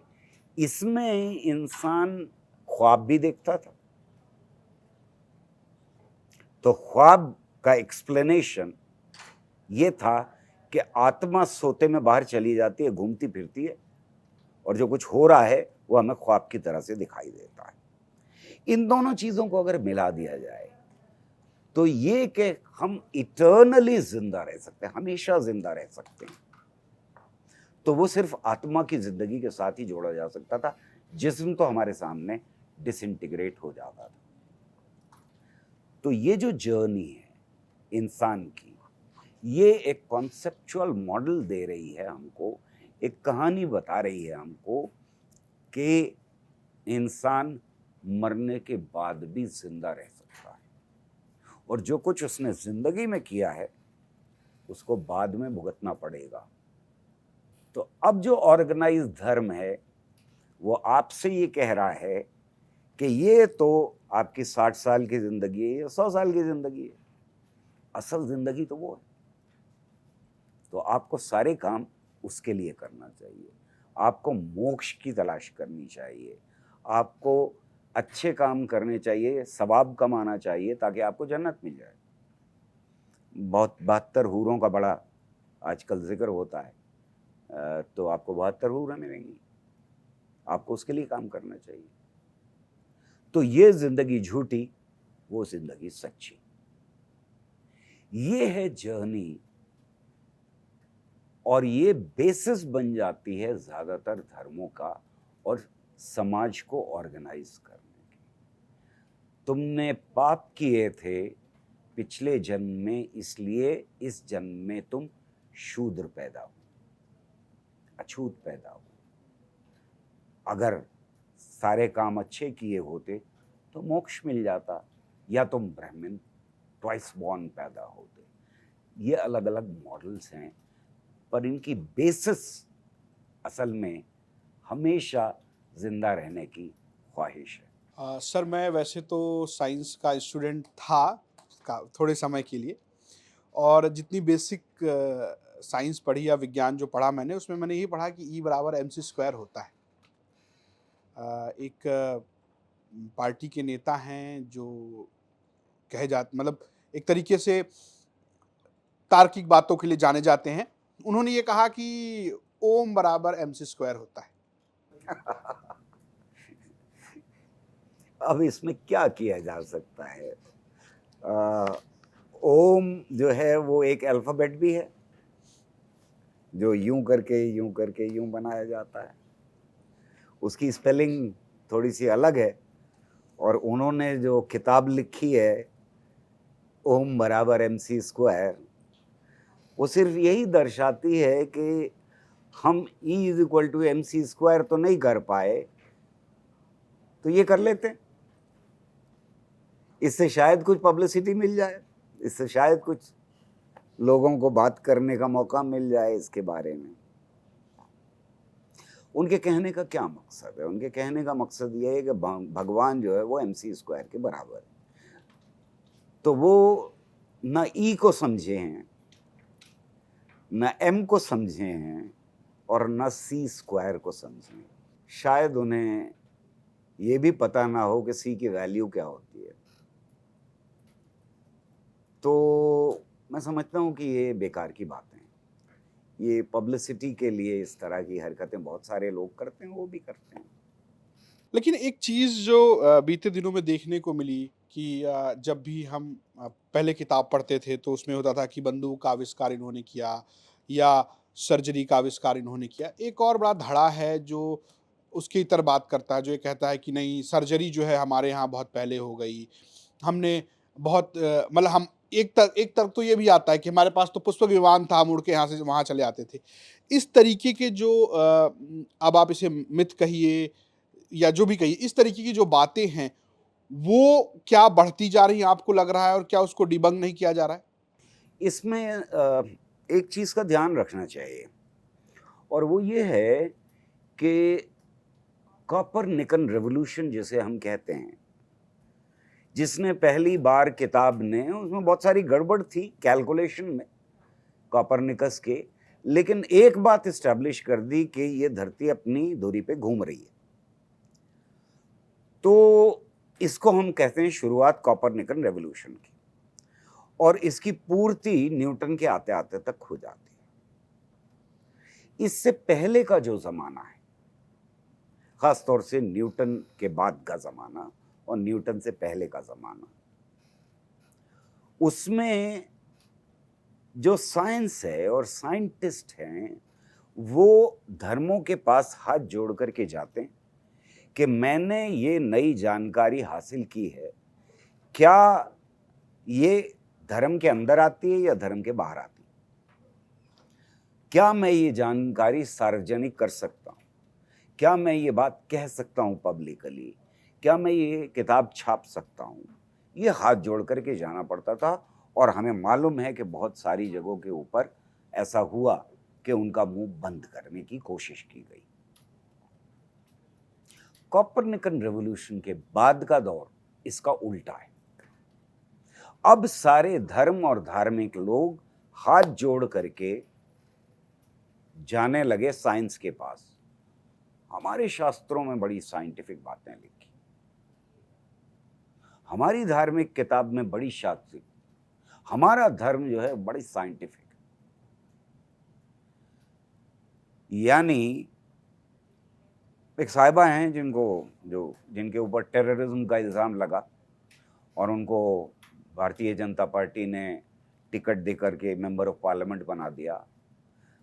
वो ये बता रही थी कि ऐसे करके अगर गाय को सहलाओगे तो ब्लड प्रेशर बढ़ेगा, और ऐसे करके सहलाओगे तो ब्लड प्रेशर बढ़ेगा।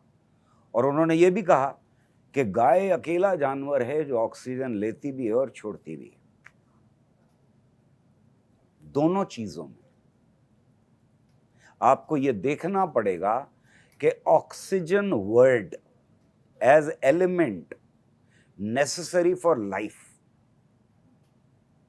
ये किसी ग्रंथ में नहीं लिखा। ये किसी ग्रंथ में नहीं लिखा कि ऑक्सीजन लेना, सांस लेना और छोड़ना जरूरी है, ये लिखा है। ऑक्सीजन जरूरी है, ये साइंस की देन है, ये जानकारी किसी ग्रंथ में नहीं है। और मैं बड़ी जिम्मेदारी के साथ यहां बैठ के कह रहा हूं कि नहीं है, क्योंकि ऑक्सीजन वर्ड ही नहीं था। हमें एक एलिमेंट तलाश करके उसका नाम ऑक्सीजन रखना पड़ा, और ये बहुत बात की बात है। तो ब्लड प्रेशर भी हमें मालूम नहीं था, नब्ज मालूम थी, धड़कन मालूम थी, ब्लड प्रेशर नहीं मालूम था। ये भी साइंस की देन है। इन साहिबा ने जो मिथ गढ़ा, जो अंधविश्वास गढ़ा, उसके लिए भी इनको साइंटिफिक जानकारी की जरूरत थी। उसके बिना इनका काम नहीं चल रहा। इनको ऑक्सीजन वर्ड यूज करना पड़ा, इनको ब्लड प्रेशर वर्ड यूज करना पड़ा। पहली बात तो ये। दूसरी बात यह है कि जब आप इस तरह के क्लेम करते हैं तो फिर आप अपने धर्म को, अपने शास्त्रों को बदनाम कर रहे हो। जब आप ये कहते हैं कि प्लास्टिक सर्जरी प्रमाण है तब आप क्या कह रहे हैं कि अब से पहले जब प्लास्टिक सर्जरी नहीं थी तब भी तो गणेश जी की उतनी ही इज्जत थी, उनके मानने वाले उतने ही थे या शायद उससे भी ज्यादा थे। अब मानने वालों की शायद कमी हो गई हो। गणेश जी कोई आज ऐसा नहीं है कि उनको दर्जा दिया गया हो, सदियों से दर्जा दिया गया उनको भगवान का, उनकी इज्जत तब भी थी।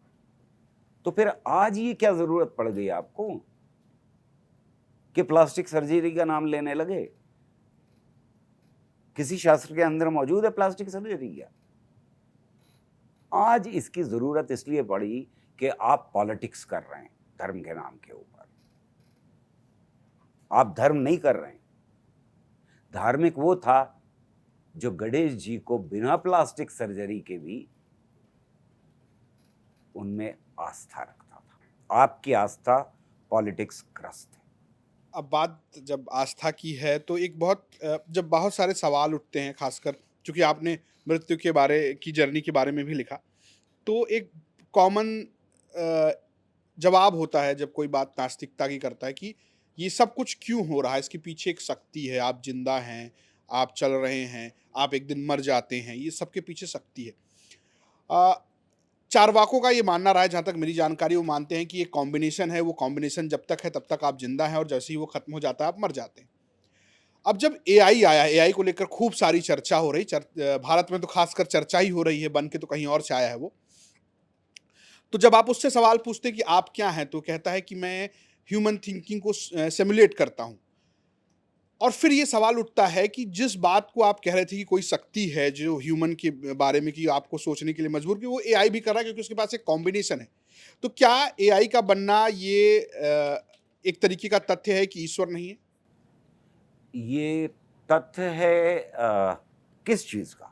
कि ईश्वर नहीं है, ये कॉम्बिनेशन है जो मनुष्य के बीच में भी और एआई के बीच में है। हाँ, मतलब ये कि इंसान ने जो अपना सारा एक्सपीरियंस था पिछले 10,000 साल की सभ्यता का, जो हमारा एक्सपीरियंस था समझने की कोशिश थी पूरे ब्रह्मांड को, जो हमारी लिटरेचर प्रोड्यूस करने की कोशिश थी, जो हमारी इकोनॉमिक्स थी वगैरह वगैरह, इन सारे एक्सपीरियंसेस को इकट्ठा करके हमने उसको नाम दिया एआई का। हालांकि मेरी प्रॉब्लम है एज साइंटिस्ट कि ये नॉमेनक्लेचर कुछ गड़बड़ है, इसमें इंटेलिजेंस पार्ट कम है, आर्टिफिशियल पार्ट ज़्यादा है। इसको हम शायद कुछ और नाम दे सकते थे, आर्टिफिशियल इंटेलिजेंस की जगह, बिकॉज इंटेलिजेंस बिल्कुल अलग चीज़ होती है। खाली याददाश्त की बेसिस के ऊपर चीज़ों को इकट्ठा करके आपके सामने रख देना इज़ नॉट इंटेलिजेंस। बहरहाल वो बहस अलग है, वो इंटरनल बहस है, साइंटिस्ट के बीच की बहस है। पर जब हम ये बात कह रहे हैं तब फिर हम ये कह रहे हैं कि कहीं किसी और ने ये छोटे छोटे कंप्यूटर्स बनाए, राइट? ये एनालॉजी ले रहे हैं जो हमने किया उससे। हमारा एक्सपीरियंस ये है कि हमने सारी नॉलेज इकट्ठा की वगैरह। तो अगर उसने ये कंप्यूटर बनाए हैं तो जिस तरह हमने सारी नॉलेज कंप्यूटर के अंदर डाल दी एक बार में, और अब वो नॉलेज के बेसिस के ऊपर हमें जवाब दे रहा है, तो उस शक्ति ने ऐसा क्यों नहीं किया? पैदा होते ही बच्चा जो है उसको उतना ही इंटेलिजेंट होना चाहिए था। तो ये एनालॉजी जो है, ये जो हम दोनों के बीच में एक पैरेलल खींच रहे हैं, ये अपने अंदर गलत पैरेलल है। क्योंकि बच्चा पैदा होता है, बड़ा होता है, इसकी समझ होती है, उसके न्यूरॉन्स डेवलप होते हैं, और वो ऑलमोस्ट एवोल्यूशन की तरह से होता है, जिसको हम नेचुरल एवोल्यूशन कहते हैं। और उस नेचुरल एवोल्यूशन के दौरान हमको कोई प्रमाण नहीं मिलता इंटेलिजेंट डिज़ाइन का। एक आखिरी सवाल मेरा है, बहुत छोटा सवाल है कि क्या एआई से डरने की ज़रूरत है? बिल्कुल, एआई से डरने की बहुत वजहों से ज़रूरत है, और बहुत सारे बड़े दिमागों में, जिसमें स्टीवन हॉकिंस भी शामिल हैं, उन्होंने हमको चेताने की कोशिश की है कि ये एक बहुत बड़ी बड़ा बदलाव लाने वाली है समाज के अंदर, और समाज को, इंसानी समाज को, पूरी दुनिया के अंदर बदलाव आने वाला है। उसके लिए तैयार होना चाहिए। अगर यही सिस्टम जारी रहा, जिस सिस्टम के अंदर मुनाफे की होड़ समाज को आगे बढ़ाती है या जारी रखती है, उस समाज के अंदर ये एआई भुखमरी पैदा कर सकता है, अनएम्प्लॉयमेंट पैदा कर सकता है, और वो पूरे के पूरे दुनिया के लिए ख़तरा बन सकती है। पर ये साधारण सी चीज़ है। ज़्यादा मुश्किल बात ये है कि अगर सही में कंप्यूटर ने इंटेलिजेंस पैदा कर दी, तो खुद क्या कंप्यूटर, साइंटिस्ट के सामने सवाल है कि क्या खुद कंप्यूटर इंसानियत के लिए ख़तरा बन सकता है या नहीं। दोस्तों, मैंने इस चर्चा की शुरुआत में आपको ये किताब दिखाई थी, मिथकों से विज्ञान तक। तो बातचीत तो मिथकों से विज्ञान तक हुई, लेकिन चूंकि गौहर रज़ा साहब से हो रही थी, इसलिए ये आतंकवाद, जंग, धर्म, आत्मा, जन्नत, दोज़ख, धर्म, मज़हब और ब्रह्मांड की उत्पत्ति से लेकर ग्रंथ कुरान और इंसानी दिमाग की जिज्ञासाओं के सवालों से होती हुई बहुत बहुत ही, जिसे कहते हैं, मोड़ों से गुजरी। गौहर रज़ा साहब, आपको ये यात्रा कैसी लगी? ये पहला एक्सपीरियंस था इस तरह के फॉर्मेट में, हम्म, और ये बहुत मेरे लिए सुखद बात थी, क्योंकि एक ही शख्स से, एंकर से बात करते करते थोड़ी देर में थकावट होने लगती है। मुझे कोई थकावट नहीं हुई। बहुत खूबसूरत चेहरे देखने को मिले, बहुत खूबसूरत आवाज़ों ने सवाल पूछा, और ये मेरे लिए बहुत अच्छा एक्सपीरियंस। आपका बहुत बहुत शुक्रिया मंच में आने के लिए। हम आगे भी आपसे बातचीत करते रहेंगे।